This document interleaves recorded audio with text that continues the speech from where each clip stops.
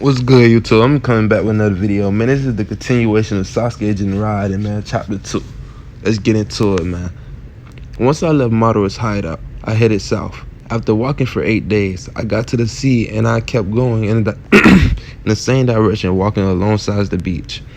Beyond the gulf, I can see my destination, the Three Wolves mountain range.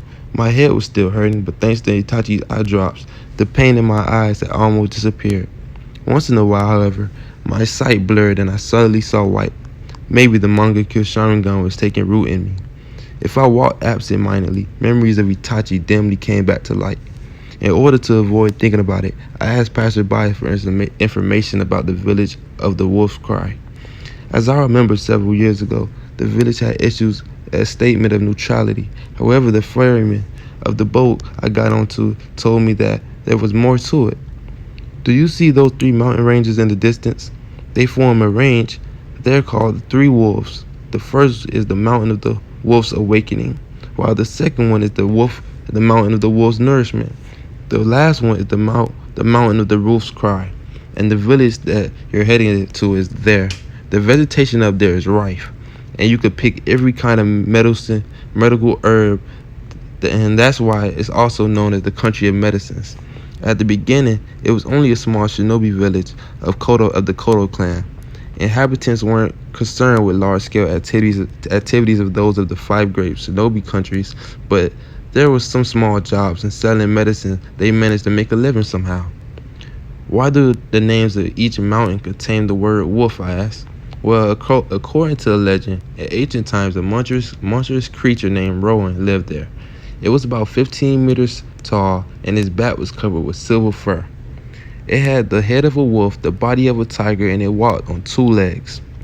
A long time ago, it attacked the village and it ate up men and cattle. They say that the forefathers of the Kodo clan were the ones who defeated it. I thought it was only a legend, but 10 years ago, it appeared for real. The old ferryman explained to me what happened then. The village of the Wolf Cry took great damage, and since the blue explosive powder that has just been created, the village tried to use it to shoot Rowan down, but it vanished.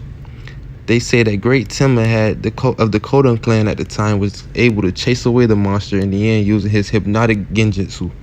They say nobody remembers what happened. The Great Timber hypnotic illusionary medicine didn't restrict itself to Rowan, but it affected the villager as well. I heard that when they woke up, the creature was gone without leaving a trace, and Great Timber lay dead. What's the hypnotic illusionary medicine? It's the drug of members of the Kodo clan make use of that when they use hypnotic genjutsu. A genjutsu that makes use of a drug? Let's say that maybe more than a genjutsu, it's similar to a hypnotic technique. A genjutsu breaks when the one who casts it dies, doesn't it? The Great Timber hypnotic genjutsu, however, can't be dissolved unless the caster himself undoes it. Since it makes use of a drug, it has a stronger hold than a hypnotic technique. I got off the boat, and once I crossed the mountain dock, I found myself in front of the mountain of the Wolf's Cry. 13 days had passed since I left Madara's hideout. Continue walking uphill. I passed through 3 tori. This is the way you will reach the village of the Wolf's Cry, with the ferryman's voice echoing behind my back. I raised my eyes up to the first tori. There was a plate on the lintel between the pillars, the 88th tori of the Wolf's Cry. Those red varnished structures succeeded one another going up the green mountainside. I began to go through the shrine's entrance road. Before passing under the 10th tori, I realized the ferryman was right. I had never seen a variety of flowers and herbs assembled on the mountain before. The mountain of the Wolf's Cry, and it painted the surface with godly colors, where butterflies were fluttering, squirrels were running among the branches, and a huge tree covered with moss. From the depths of the thick forest, the cry of animals was spreading, carried by wind. There weren't only medicine herbs. Even I could recognize some purple flowers on the side of the road as a poisonous herb named aconite. I kept going uphill towards the village. Once inside the village, the trees completely obstructed the patches of light, making you lose track of time. The tori were built to separate the earthly world from shrines. I had learned that a long time ago before at the Leaf Ninja Academy. At that place, they were as much as 88, making one realize how much the village of the Wolf's Cry were determined to maintain its neutrality. Each time they passed under a Tory, visitors to the village had to leave their worldly existence behind. I wonder if Itachi went through them too. Chaotic thoughts kept invading my mind. Why hadn't I been able to leave the earthly world to leave behind? Why hadn't he been able to leave the earthly world to leave behind him? That question, destined to be left without an answer, growed me go forth, but pushing step after step. But no matter how much I hurried, I'd never be able to reach Itachi. How much I stretched it, my hand would never reach him. The only thing I could do was keep walking along, going by my own. I would succeed by fooling myself. If I hadn't done it, how could I have walked away from Itachi's corpse under the pouring rain? I kept going uphill toward the village, tramping the road that in all likelihood even Itachi had followed. When I finally arrived at the last torii, I saw a big sun setting behind the ridge of the three wolves. Finished the stairway, the forge ended abruptly, leaving room for a wide view. The road continued up the huge gate, which looked like the only access route. The village that splayed out beyond, it was in fact surrounded by a high fence. From afar, I managed to read the big characters written above the massive building: medicine. On the left, poison written. The road was skirted on both sides by stalls, in front of which the merchants were loudly attracting customers. Come one, come all, have a look. Our Illyrium, Illyrium bacterium is a raw material of war tonics. The turmeric is the coagulant used in sonogokure. Here we have a multi-purpose medicine. Use this to dab on your wounds. If you want to cure your children of cold, 1 teaspoon is enough. 2 teaspoons of recovery hangover. Extracted by Mount Muboku oil. Oh my God, some of these words. Extracted by Mount Muboku toll oil. It's a cure-all every disease. We put all kind of venomous insects in a jar in order to make them fight. And then from the last survivor, we brew an infusion that, however, insecticide was born. Pay attention not to touch it because there's no cure for it. Hey, toll oil vendor, try it and drink this insecticide. If the medicine work against me all diseases, you shouldn't mind, should you? No, wait. He said, hey, toll oil vendor, try and drink this insecticide. If your medicine works against all illnesses and diseases, you shouldn't mind, should you? Shouted the customer. Please leave me alone, answered the vendor with a pleading voice, prompting everyone to burst out laughing. Banners waved in front of every stand, but I had no idea how to read most of the names. Suddenly, I was stopped by a vendor. Hey, dude, you look like a wreck. Those dark circles around your eyes are due to your stomach. My crow dippers work wonderfully. If you assume it along, half of these words are cut in half by the page, y'all. I'm sorry. If you assume it along with a cordyceps fungus, you'll feel 1,000 times better. I pulled from my pocket the request that belonged to Itachi and I showed it to the man. Where's this shop? The vendor's face darkened. The Hypercurium Shrine. Do you plan on going there? The Hypercurium Shrine. I engraved that name in my mind. Yes, how can I go there? The man looked at me worriedly at me, and with an expression of pale uneasiness. He blinked, scratched his head, and coughed to clear his throat. Then he went hooking some new customer as if he was running away. Another merchant drew my attention. This time was a woman.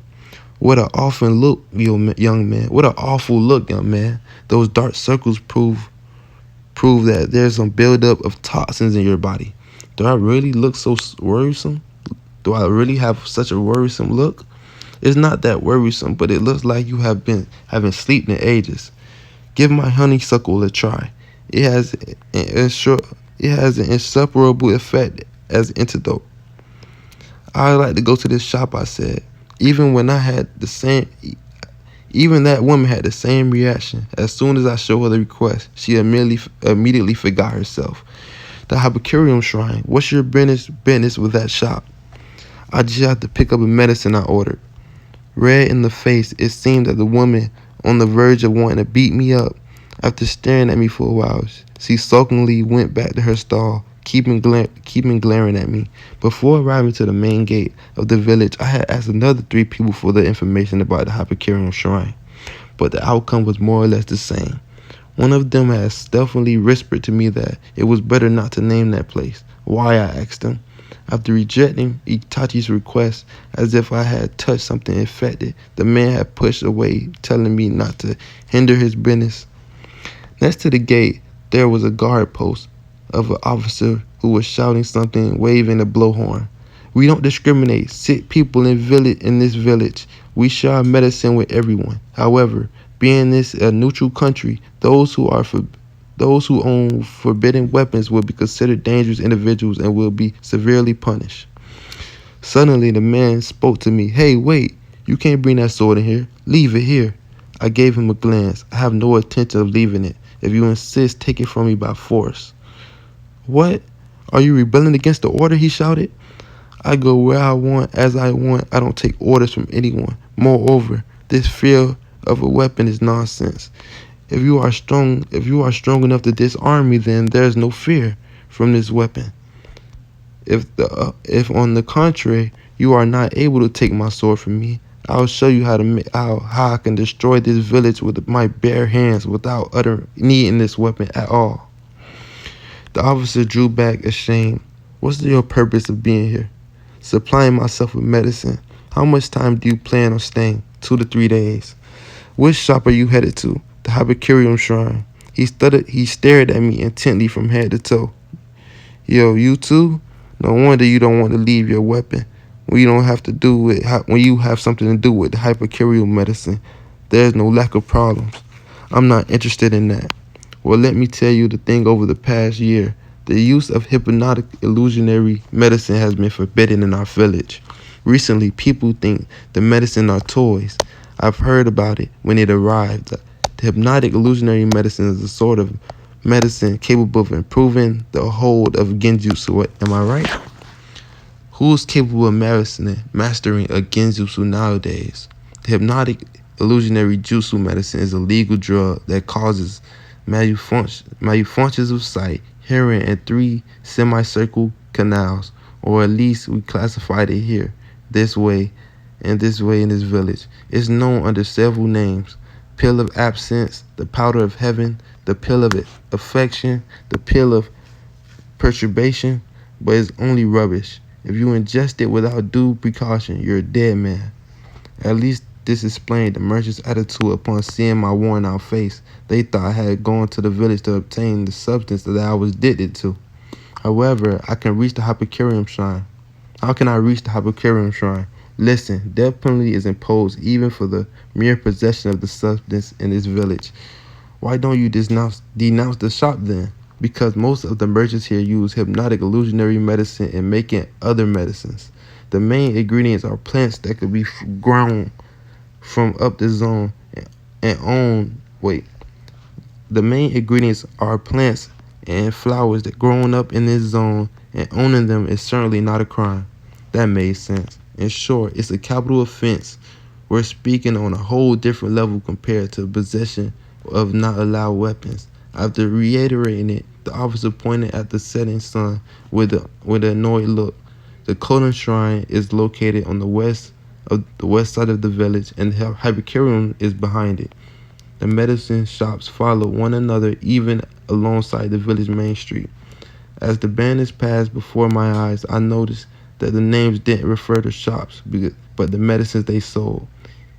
Even I knew what rhubarb and mint were official herbs. I proceeded with steady step towards the sun as the officer had showed me. At nightfall, I arrived in proximity of a large river. On the silver grass-covered riverside, you can catch a glimpse of the the sparkle of fireflies among the light of some lanterns waved in the dark. I couldn't read what was written on them until I got a little nearer.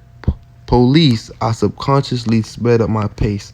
I wanted to avoid dealing with the police, no matter its form. I heard the voice of a policeman coming from the riverside. Hey, there's another one here. The lanterns gathered in the same spot, and a loud noise echoed from the bridge, crowded with meddlers. With this one, there's 6 of them. Heaven's sakes. A friend of mine is a policeman, and he told me that the corpses are dried up mummies. What the hell are the guards doing? How many people have they killed? It's too dark. We can't see anything from here. I looked down to the riverside through an opening amidst the crowd. A crescent moon shined in the eastern sky. It was fairly impossible for a normal person, but my eyes allowed me to see clearly despite the scant light.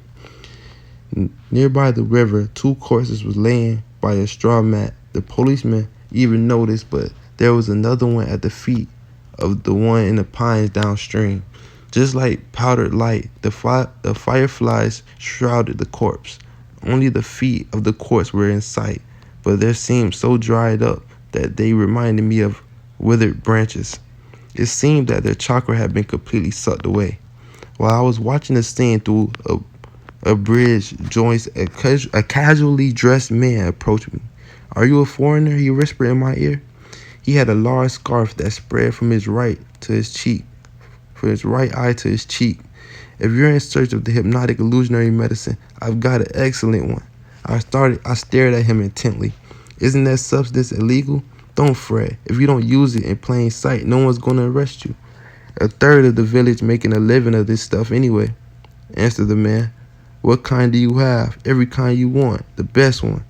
The Hypercarium Shrine Coteros. The Hypercarium Shrine. You come here to buy hypnotic illusionary medicine?" "Only experts react to that name," said the man with a grin. After thinking about it for a moment, I tried to get some information. "Give me number 7. "Number 7? What does that mean?" "Nothing." The scared drug dealer rubbed his hands and forefinger together.